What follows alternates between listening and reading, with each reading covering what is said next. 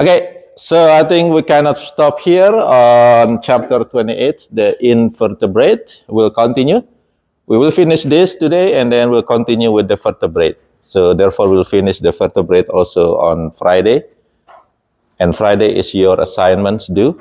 We will review that on Monday. And then you're going to have the fourth exams on Wednesday next week. Okay, that's the plan. Okay, sounds like a good plan, right? Okay, now for the mollusca.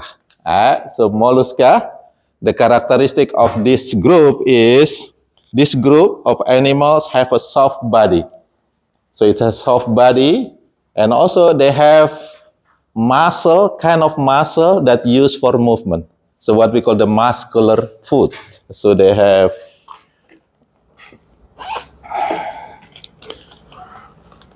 so mollusca. Okay, they have soft, we call this visceral body. Okay, and because they have soft visceral body, then they have to be protected, right? So many of them have shell, and that shell is produced by part of their body is called the mantle. So they have mantle that produce shell. Okay, so this is shell, is a hard material so that protect that soft body. Okay, they also have what we call the muscular foot. So they're able to move with this muscle type of foot. Sometimes they move with their belly. It's called the belly foot. Sometimes their foot are located on their head. Okay, like octopus, for example. So they have several groups. Okay, so this is the characteristic of mollusca. In mollusca, you should be also see cephalo, which is mean head. So you should be able to recognize the head of this animal. Okay, so they have what we call with this process called the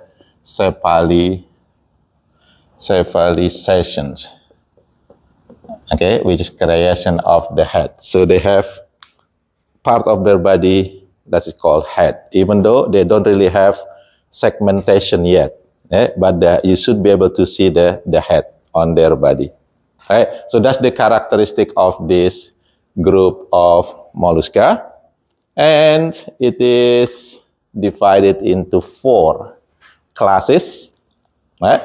The first one is called the Polyplacopora. It means that it has many, poly mean many, right? It has many shells that overlap one another, like a placo mean overlap. Okay? So it has shells that overlap one another. Example of this animal, there is an animal called, I don't know how to say it, chiton or chiton or something like that. This is an example of Polyplacopora. They are marines. Usually you can find them on the beach. They are not harmful. I mean, you can hold it, you can put it on your hand. They can walk on your hand. So chiton, this is example of Polyplacopora. It has many shells that overlap. The second one is gastropoda. Again, gaster mean belly. Okay, gaster mean belly. Stomach is actually gaster. Okay, stomach is gaster or belly. So it means that the poda mean foot. So they have belly foot. So they're able to move with the muscular foot that's actually part of their belly. Okay, so they move like that. And this animal is actually, I put this one last time. I used to, when I was still in undergrad, dissect this animal using, the scissor. You can open them, and then you can see actually inside their body. They have a very fully developed GI tract. Okay, and they are here, hermaphrodite. Anybody still remember what is hermaphrodite mean? What does hermaphrodite mean? Yes. So this is the individual or organism that have both sexual. It has penis and vagina at the same time. But they cannot copulate themselves. They have to cross copulation with other snail. Okay? So that's the hermaphrodite. Okay? If you watch the movie called Turbo, okay, so Turbo, boy or girl? On that movie is boy, but actually it's not really, because their hermaphrodite is not really boy or girl because they have both sex organs. Okay, so Turbo, anybody watch the Turbo? That snail is fast. Okay, that snail is fast. Okay, so Turbo or that snail is called a gastrophoda. It has food on their belly. Okay, so I like actually to watch a cartoon movie because of course they are not real, but there are so many lessons that you can take from that movie. But friendship, for example, loyalty, helping one another, etc. Right? So that's part why I like a cartoon movie. They have a lot of lessons that you can take, and also this is animals. It can kind of is actually is our part of biology lessons. Right? So they actually get some characteristic of animals on that cartoon movie. Okay, including Nemo, Finding Nemo, etc. That's actually I like to see them. Okay, now this is the gastrophoda. The next one is bivalvia or bivalvia. It has two valves, which is the shell is in pair. They have a hinge that hold these two valves. Okay, example is oyster, mussels. Okay, that's the bivalvia. And then the last one is cephalopoda. Again, cephalo means head. So they have their legs or foot on their head, like octopus and squid. You see that they don't really have belly, no. They have head, and then the food is coming out from their head. That's the name is coming from. Annelid, okay, annelid. No, they have segmentation now. If you see that segment, there are many segments, which is each segment is called the annulus. So annulus. Annulus means rings. Okay, so each segment is actually ring, and finally make the long animal, worms. So that's the name it's coming from. Annelida mean they have a ring segmentation on their body. There are three classes for this one.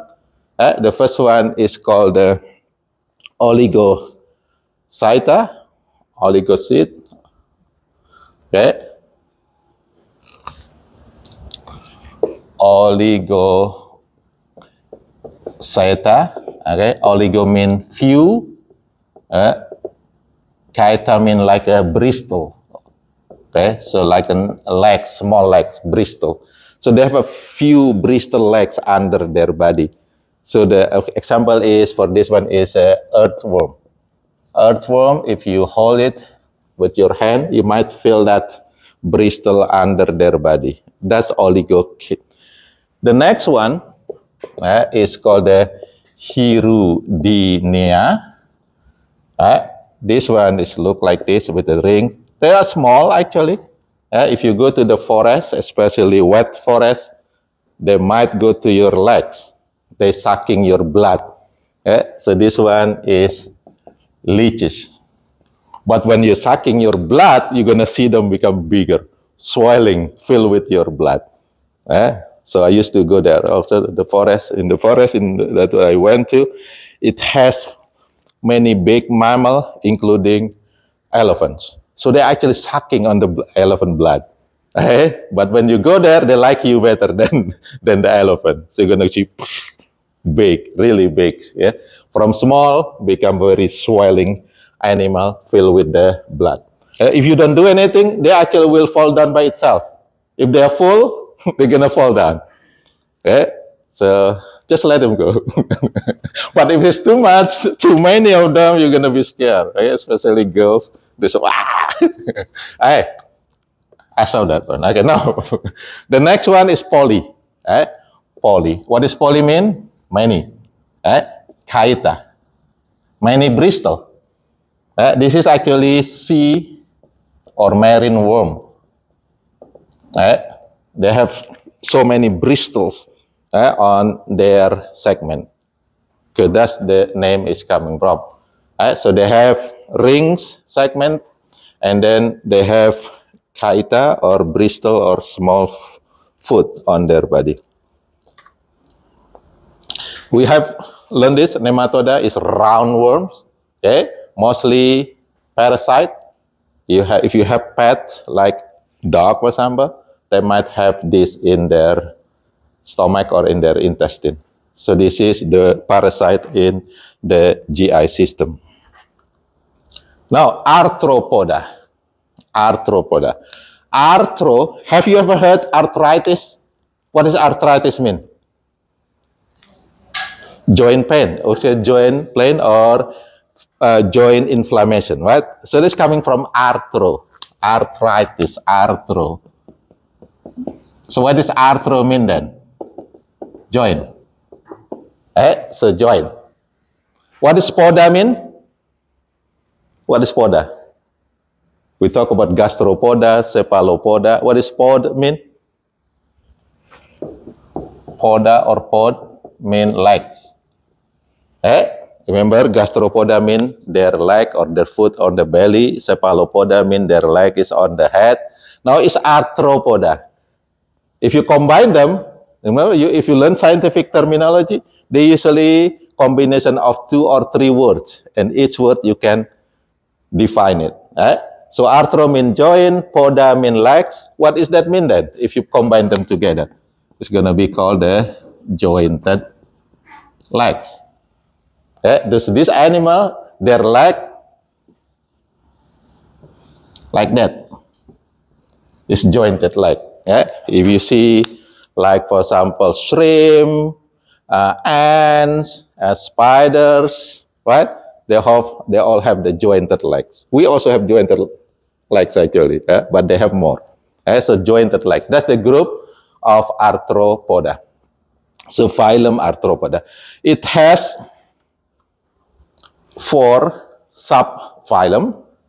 Remember, this is not classes. This is subphylum because there are so many Arthropoda. Arthropoda is actually the most abundant species. It's a group of species in the world. Yeah, animal. Yeah. The most species, not the most number, because the most number will be, bacteria. Okay, bacteria, you're going to have a lot of. But species number, based on the species number, will be in the Arthropoda, especially insect. There are so many insects that we still don't know their name yet. So the Arthropoda, is 4 subphylum. The first one is hexa. What does hexa mean? 6. So what does poda mean? Legs. So they have 3 pairs of legs or 6 legs. Every animal that have 6 legs is going to be included in this hexapoda.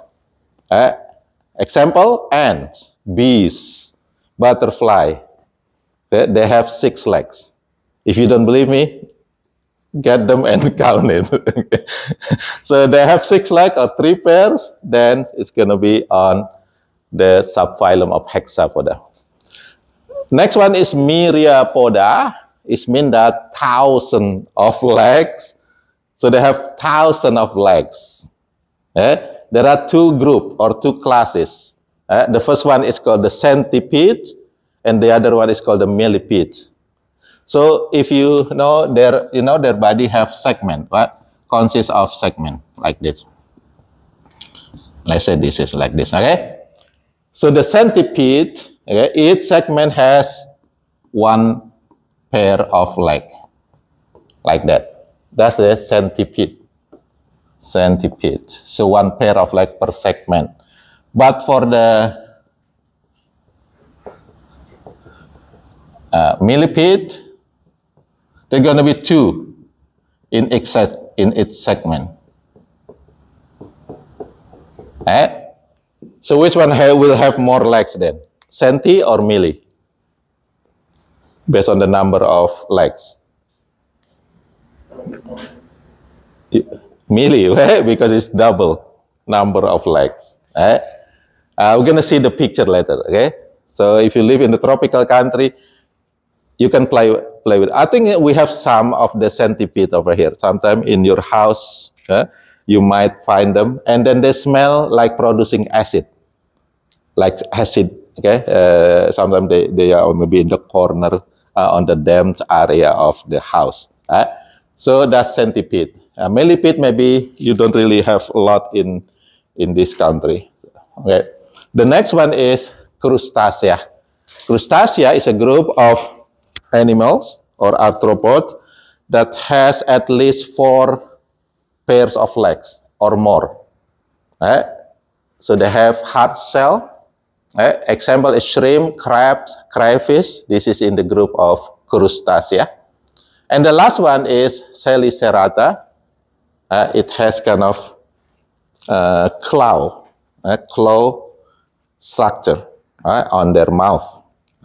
So that's Chelicerata, including over here is spider, tick, and horseshoe crab. Okay, horseshoe crabs. That's the arthropoda. Now, this is a picture. So hexapoda, which is insects, they are the most abundant species of animal. And then myriapod, whether centipede or millipedes. This is the millipedes over here. They like to curl their body. That's actually very shiny, black, shiny color. Crustacean, this is a group of crustacean. And this is Chelicerata. We don't see the spiders over here. Spiders still playing somewhere, but you see the house, okay? The web over here, and this is horseshoe crab. So that's the arthropoda group. Very diverse group. Just for information, I'm taking my student to Costa Rica this May for 1 month. So we're actually gonna find many of them in the rainforest in Costa Rica. I cannot wait for that one. Okay, 1 month in the forest, you can imagine that. And now, the next one is Deuterostome. Deuterostome, anybody know? Still remember what is Deuterostome mean? Come on, Brandon. Deuterostome, protostome versus deuterostome. Makina, right? Deuterostome. Amra. Isn't it the deuterostome turns into anus? Blastophore become anus. Okay, that's the deuterostome. As group of animal, okay, the blastophore become anus. Protostome, the one that we just learned, is actually group of animal that their blastophore become mouth. Okay, become mouth. So blastophore is the first hole that is made in the body. Okay, so we have 2 holes, right? Mouth and anus. If it is blastophore become mouth, it is protostome. If blastophore become anus, it is deuterostome. Only 2 groups for this deuterostome. The first one is echinodermata or echinoderm. Again, echino means spiny. Derm means skin. So they have spiny skin. That's the characteristic of echinodermata. It's a kind of spiny. But it's not that sharp, actually. Again, you can hold them. You can play with that spiny skin. And the second group is chordata, chordate. It has chorda dorsalis. Chorda dorsalis is a kind of rod that's located on the back of their body. It might become vertebrae or not. Therefore, this chordata will be divided into 3 groups. One of them have vertebrae. The chorda dorsalis become backbone. The other 2 groups, the chorda dorsalis does not perform the bone or the vertebrae. So that's the deuterostome, which is considered as the most developed animals, group of organism. Right? So this is the newest type of group of organism. Right? The latest or the modern type of organism is Deuterostome, including human over here in the chordate. Now, Echinodormata, this is the spiny skin. There are 4 classes in this phylum. The first one is Asteroidea. Aster means star. So aster means star. So most of these animals will be look like star. This is Asteroidea. The second one is Ophiuroidea. This is brittle star. It is also look a star, but the leg is longer. The leg is longer. If the starfish look like this, so this is, what his name again? The starfish, SpongeBob. Patrick. It is Patrick. the Bristol. The brittle stars look like that. It's longer leg, with many spine over here. And again, I used to play with them also. Okay, you can put on your hand, and then it's small. Okay, the brittle star is really small. They can play with you. Okay, and then when you walk on your hand, you can feel it just like you scratching your skin. Okay, because they have that spiny skin over here. So sea star, the Bristol star. The next one is Echinodoidea. So Echino, again, this is spiny. This is the most spiny, the most spiny animal in this group. So it's gonna be this. What is that? Sea urchin. I mentioned to you several times. You can eat this one. When you put it upside down, they actually don't have the spiny on their bottom, so you can actually open you can crack their body. You can cook it. You can cook it. You put on the fire. That's good. Now, this one is the Crinoidea, the sea lilies. It looks like a lilies under the water. And then this is look like a cucumber. Therefore, it's called a sea cucumber. Again, it can be used for food. You can cook this one, fry them. This is the 5 classes of Echinodermata, and all of these that we mentioned over here, they are marine animals. Especially, you can find them on the beach. Okay, the tidal beach. Okay. Okay, so also, I mentioned to you, I will take students to the Australia. Mostly, we're going to see this in Australia because they have a very nice beach for snorkeling, which is the Great Barrier, the reef. That's very nice for snorkeling over there to find them. Okay. The second group for the Deuterostome is Chordata. It can be divided into two groups, invertebrate chordata and the vertebrate chordata itself. For the invertebrate chordata, it has 2 groups, which is Urochordata and Cephalochordata.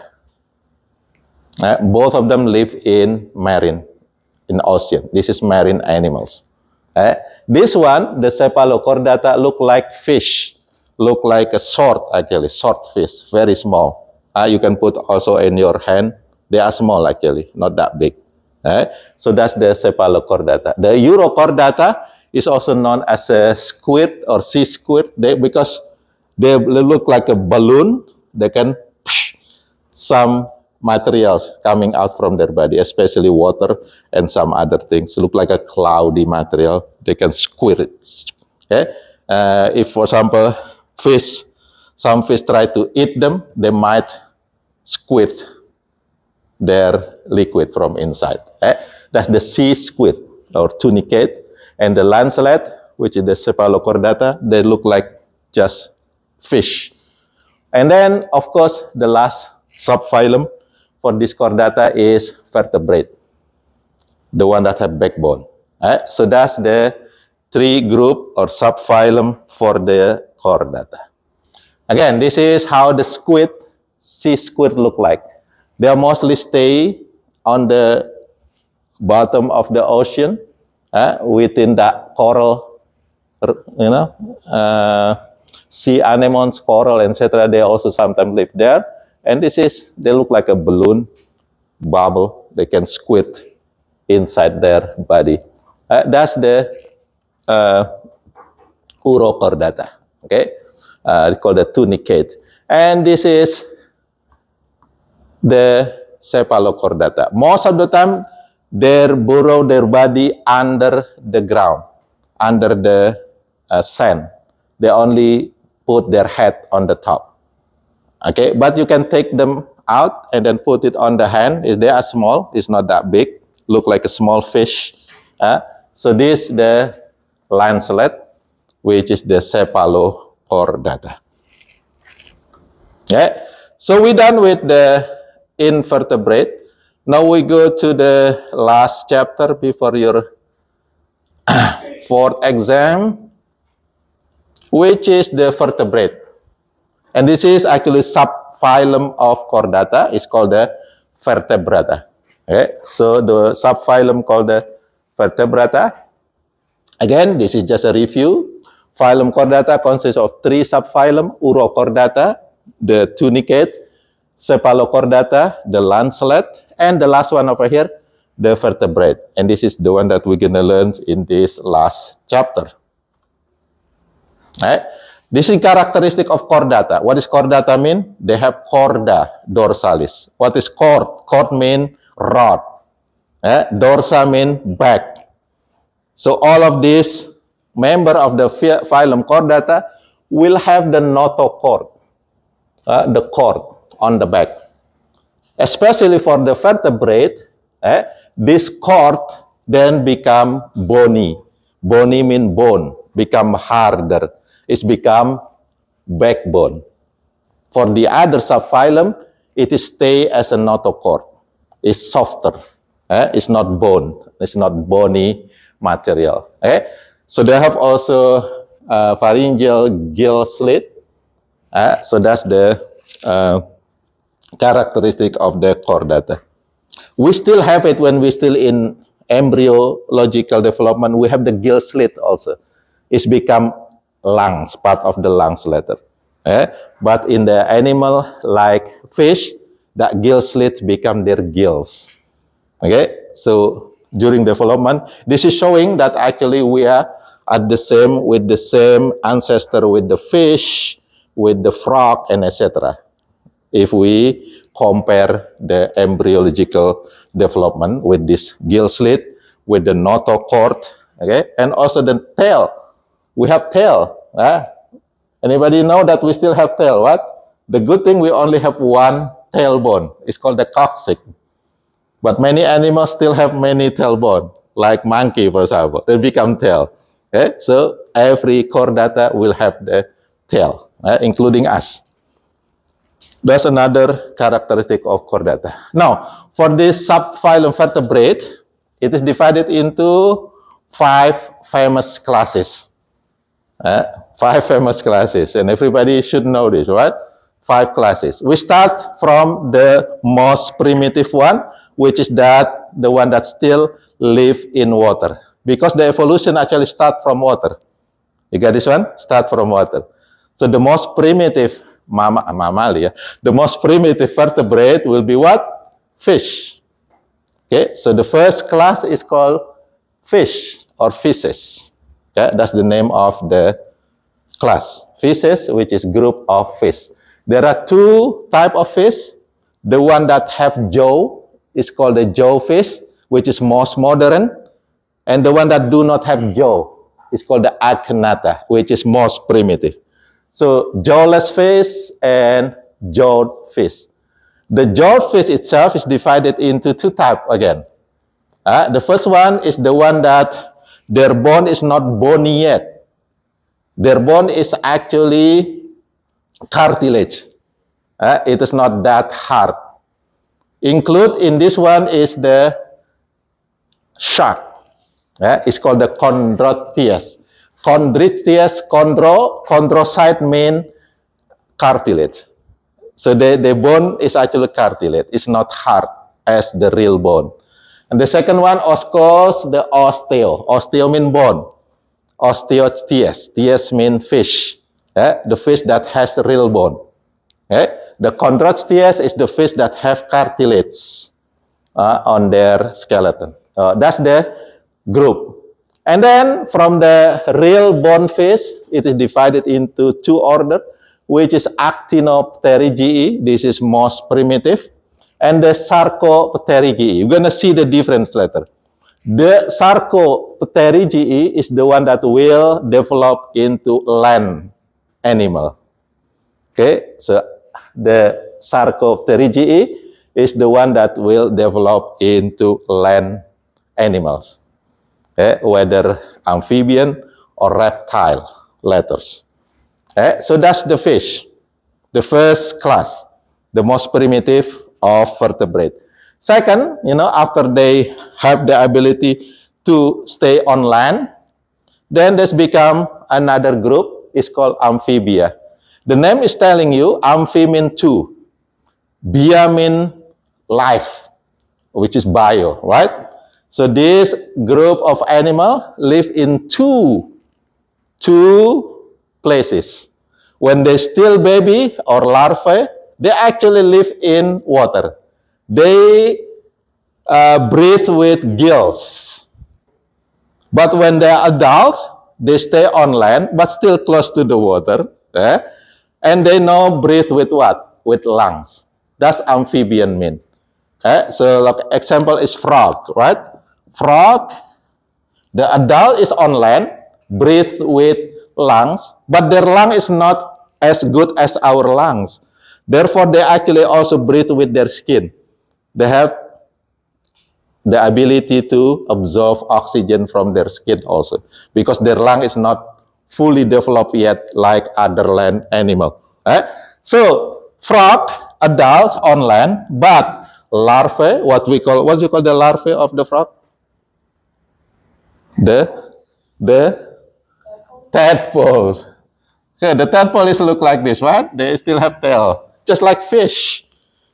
And they still breathe with gill. They have gills, but it's going to be developed into lungs when they are adults. That's actually showing us there is a transition between living on water, and living on land. Even it is showing up in one group of animals.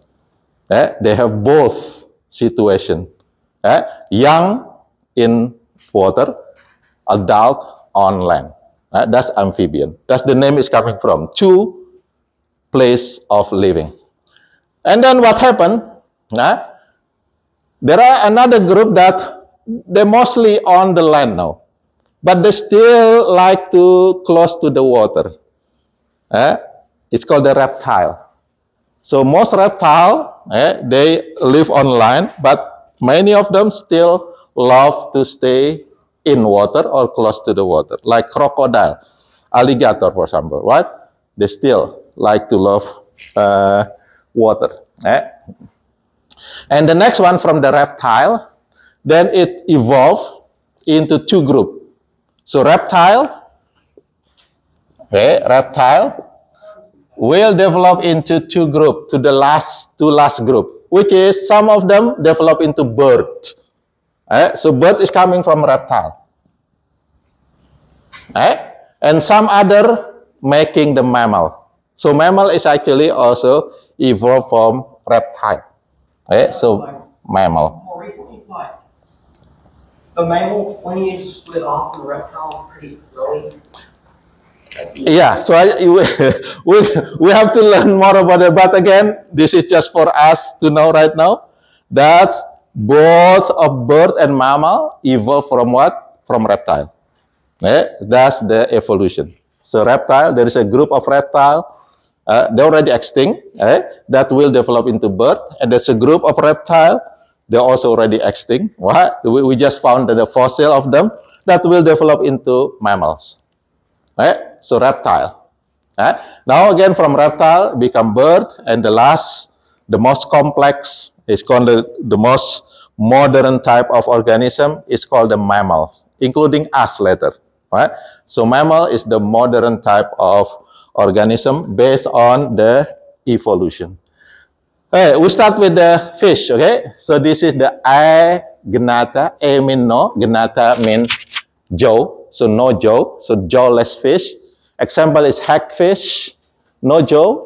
Just look like a worm, or the same thing with the lamprey over here. There's no jaw. They're sucking the, maybe the stone or the rock to get their food.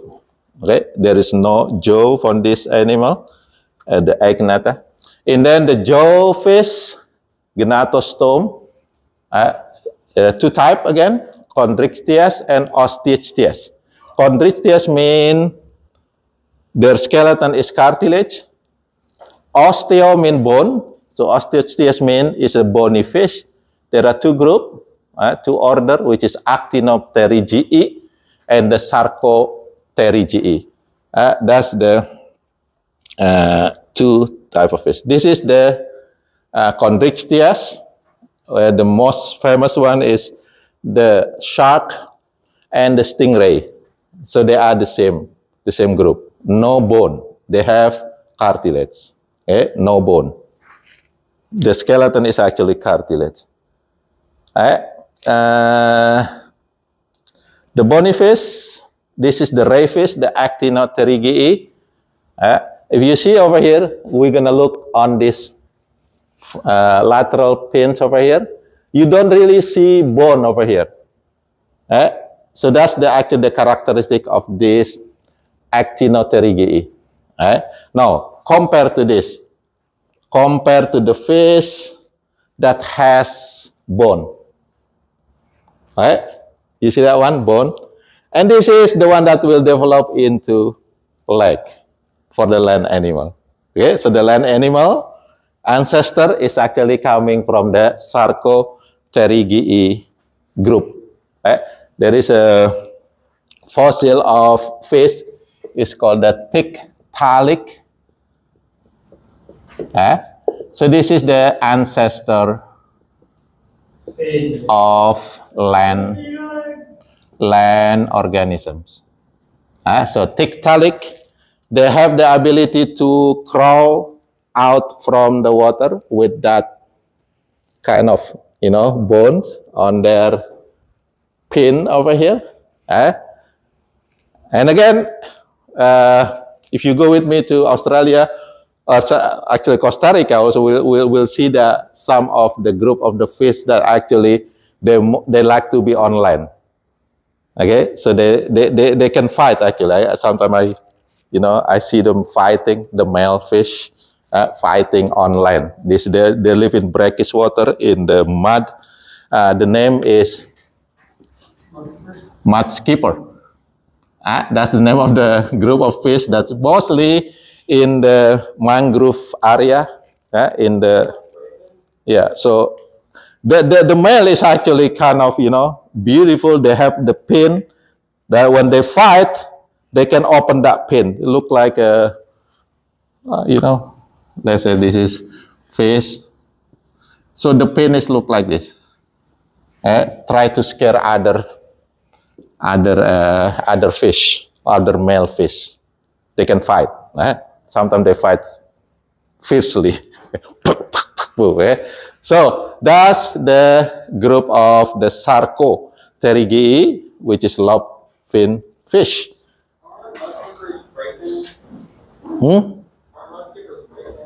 I'm sorry? Are musketeers breaking? What? Aren't musketeers breaking? No, it's included in this Sarco. We're gonna see it because they have the part of their bones on their pectoral pin. This is just telling us the Tiktaalik, the development of Tiktaalik into land animal. Again, the Tiktaalik is considered as the ancestor for the land organism. Okay. I think we're going to stop here. We'll continue with the next classes of Mammalia on Friday. And again, don't forget your assignment due on Friday, all for chapter 27, 28, and 29. Okay? See you.